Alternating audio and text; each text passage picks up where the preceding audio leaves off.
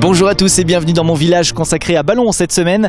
Nous allons parler du château et les jardins de Ballon qui vous accueillent pour la visite du donjon, forteresse du Moyen-Âge, classé monument historique que vous trouvez juste derrière moi, et de ces jardins de roses, de pivoine et beaucoup d'autres collections botaniques classés jardins remarquables. Du sommet de la motte féodale construite sur un éperon rocheux, on découvre un point de vue panoramique exceptionnel sur le parc Maine-Normandie et le pays saunois. Visite des lieux tout de suite, le propriétaire m'attend. Il s'appelle Emmanuel Guéroux. Bonjour Emmanuel Guéroux. Bonjour Olivier. Merci de nous recevoir ici dans ce donjon magnifique, un lieu vraiment chargé d'histoire. Il s'en est passé des choses en 1000 ans, on peut parler de 1000 ans d'histoire? Absolument, plus de 1000 ans. On commence avec Guillaume le Conquérant vers 1064, qui est célèbre parce qu'il a conquis l'Angleterre bien entendu. Et puis après la guerre de 100 ans, Ballon est un point culminant, on voit 40 km à la ronde. Et c'est là où les Anglais, les Normands, les Manceaux, les Français vont se battre pendant plus de 2 siècles. Et puis ça se termine après à la Révolution en 1789, où vous avez le Jeudi fou, qui est un moment critique où à peine quelques jours après le 14 juillet, Monsieur de Cureux et Monsieur de Montesson sont décapités. Donc un lieu vraiment chargé d'histoire, important pour les gens qui aiment le Moyen-Âge, mais jusqu'à nos jours, et un lieu beaucoup plus calme et beaucoup plus accueillant aujourd'hui. Aujourd'hui, un lieu qui a traversé le temps, qu'il a bien traversé d'ailleurs, puisqu'il est dans un état splendide. On le visite évidemment, vous permettez la visite tout au long de l'année. On fait une petite visite ensemble, on commence à aller avec la salle de garde pour commencer, parce que je crois qu'il y a une cheminée monumentale à découvrir. Absolument Olivier.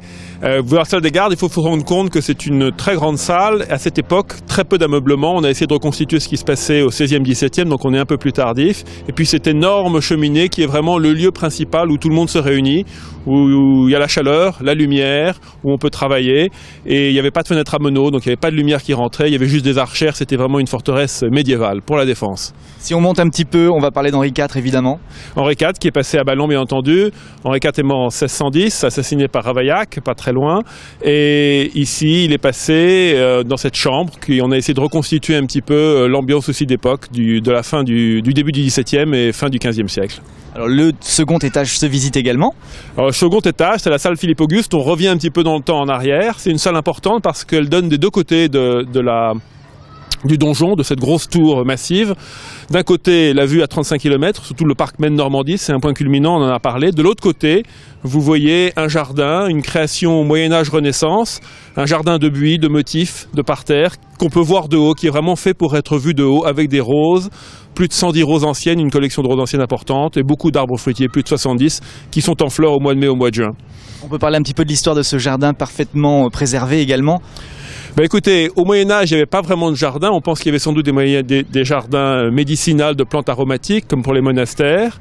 Ce qu'a essayé de créer mon père dans la fin des années 60, c'est une composition qui s'inspire du Moyen-Âge et de la Renaissance, qui est un peu formée, et pour l'intérieur, à l'intérieur de la cour. Et à l'extérieur, vous avez ce jardin beaucoup plus comme un parc dans lequel on peut se promener.